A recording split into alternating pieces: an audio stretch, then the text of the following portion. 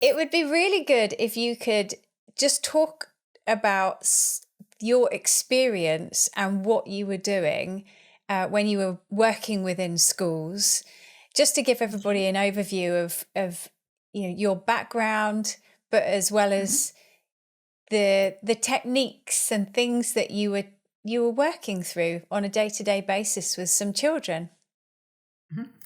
Well, I'll have a go. Well, I started working in speech and language for the NHS in the late 80s and spent a lot of time there in clinics and in special schools for children with extra gifts. And then I moved and had a year in a school with children who were working through conductive education, and then worked at a special educational needs school for the remainder of my career. So always been with children and with their carers and parents through their journey. And to be honest, I've probably learnt more from them than they did from me. I've learned an awful lot along the way, forgotten a lot, but generally you learn from your children, and that's been joy of my career. Basically, I couldn't believe I got paid for just turning up and playing with our kids. It's been great. So what did you do on a day-to-day basis with some of the children that you were with to encourage Right. that learning and speech development side of things? Because there are different stages, isn't there, of speech? Yeah, there are many, many different stages, and not all children, we read our books and we think there's a formula or a recipe for each child, and every child is so unique. And they don't always follow the recipe of communication or language. They have their own path. So some of the children that were coming to clinic would be children at about 2 or 3 years of age, and they'd seen their health visitor and hadn't quite got the ticks on the box for communication in their development. So I would then work along. It's so important to always work with the carers.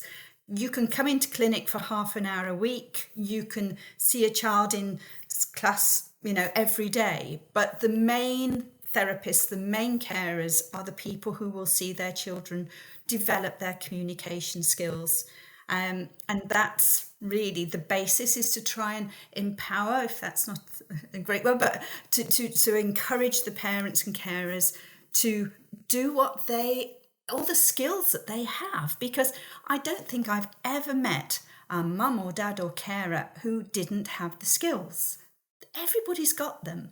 It's just having the confidence and finding the joy in communication. It's just something we take for granted. And when it doesn't work, as sadly, you see other people's children chatting and doing, and you think, well, why isn't that working for my child? And so you get a little bit rejected, you get very anxious about it, you're looking for solutions and cures and ways of doing it. I was often asked, when will my child talk? And I would say, I don't know, I can't guarantee they will talk, but I can guarantee that they will communicate. And that was a really good starting point. It's not always words. We start off very, very early with our babies. And we have, even a newborn baby will take turns with a carer who will say a word, and there's a pause. The baby will often reflect back. So straight away, you've got this conversation. It's not words, but the baby freezes, and so you freeze, and they relax and you relax.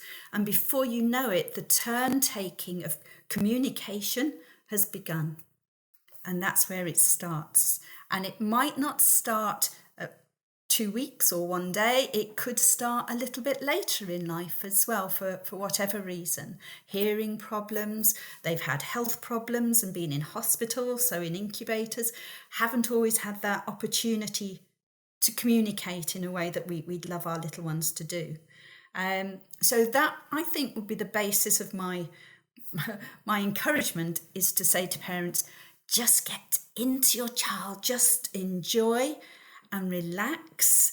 Less is more, and just start with the breathing, the non-verbal, the eye contact, the turn taking. These are skills that will build up communication. And so that's, I think, where I'd start.